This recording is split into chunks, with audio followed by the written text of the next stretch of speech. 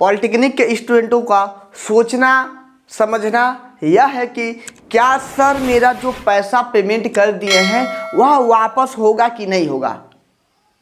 तो इसी पर आज यह वीडियो है मेरे प्यारे साथियों। तो इस वीडियो को अपने पूरे फ्रेंड ग्रुप में शेयर कर दीजिए जिनको पैसा वापस लेना है 10,370 रुपया या 3,250 रुपया। यह कैसे वापस होगा कैसे वापस नहीं होगा इसी के बारे में हम लोग आज जानेंगे। तो मेरे प्यारे साथियों इस वीडियो को शेयर कर दीजिए।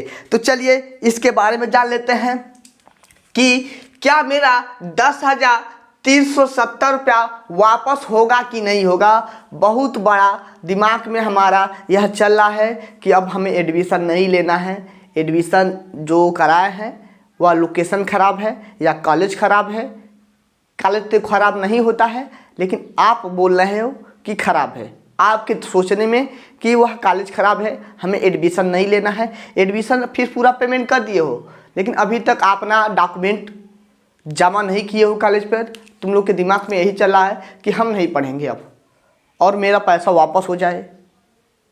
ठीक है, तो आप लोग नहीं पढ़ना चाहते हो तो छोड़ दो, जाने दो। और साथ ही साथ यह 10,370 रुपया वापस होगा कि नहीं होगा मेरे प्यारे साथियों, बिल्कुल नहीं होगा यह।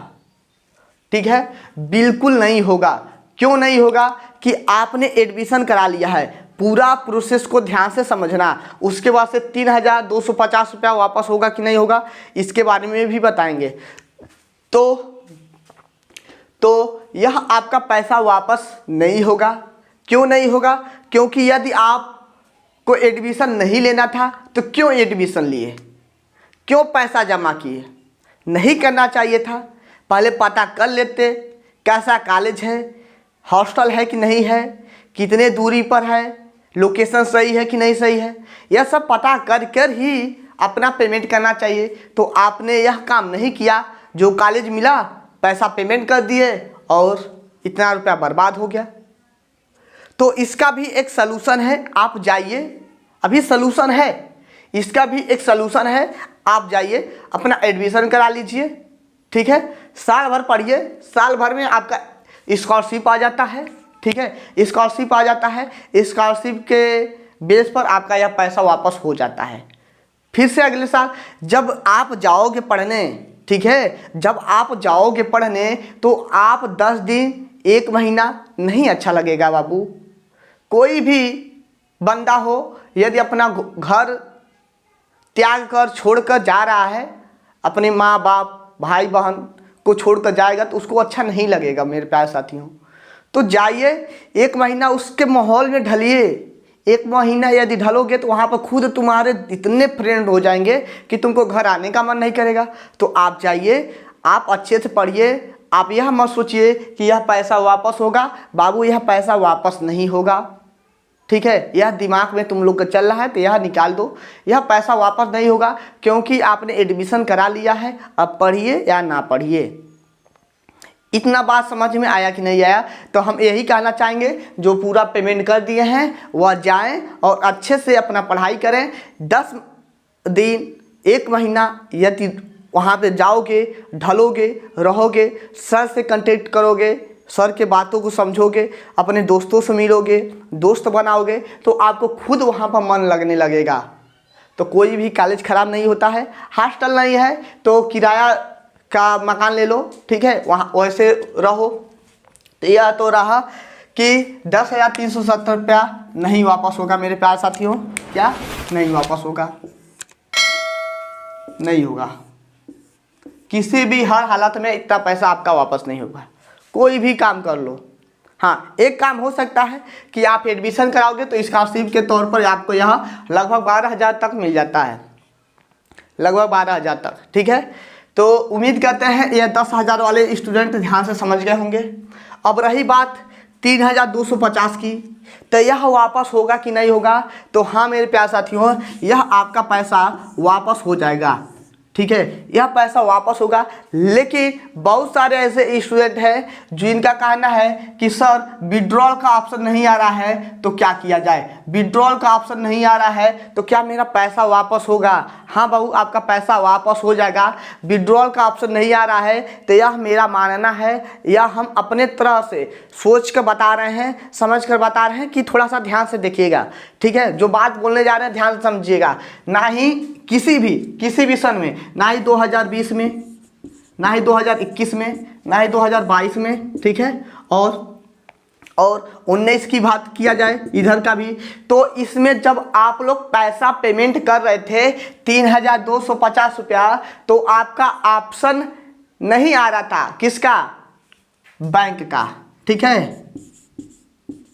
बैंक का ऑप्शन नहीं आ रहा था, बैंक फिल करने के लिए नहीं दे रहा था।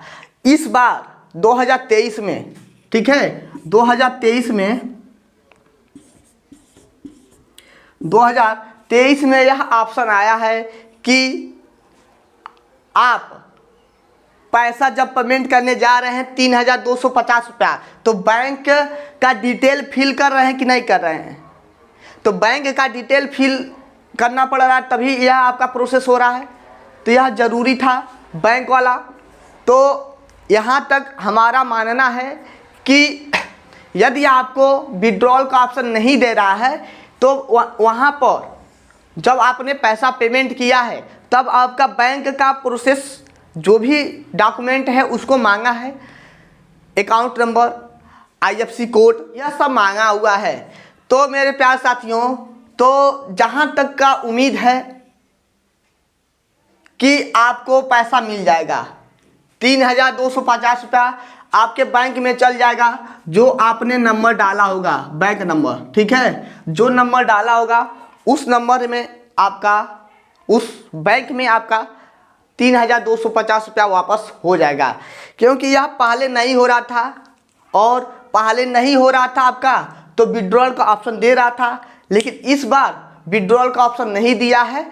तो यानी कि कहने का मतलब यह है कि आपका पहले से ही बैंक का जो भी डॉक्यूमेंट है उसको फिल करवा लिया गया है, उसके बाद से पैसा पेमेंट हुआ है। यदि आप नहीं पढ़ते हो तो वह पैसा आपको वापस हो जाएगा। तो उम्मीद करते हैं आप सभी लोग हमारे बात को समझ गए होंगे, और यदि समझ में आया होगा तो एक लाइक जरूर बनता है। अपने फ्रेंड ग्रुपों में शेयर कर दीजिए, ताकि जो भी स्टूडेंट ऐसे हैं जिनके दिमाग में चल रहा है वह स्टूडेंट अच्छे से समझ ले, वह इतना ध्यान रहे कि यह जो पैसा है आपको वापस मिल जाएगा, लेकिन यह पैसा वापस नहीं मिलेगा।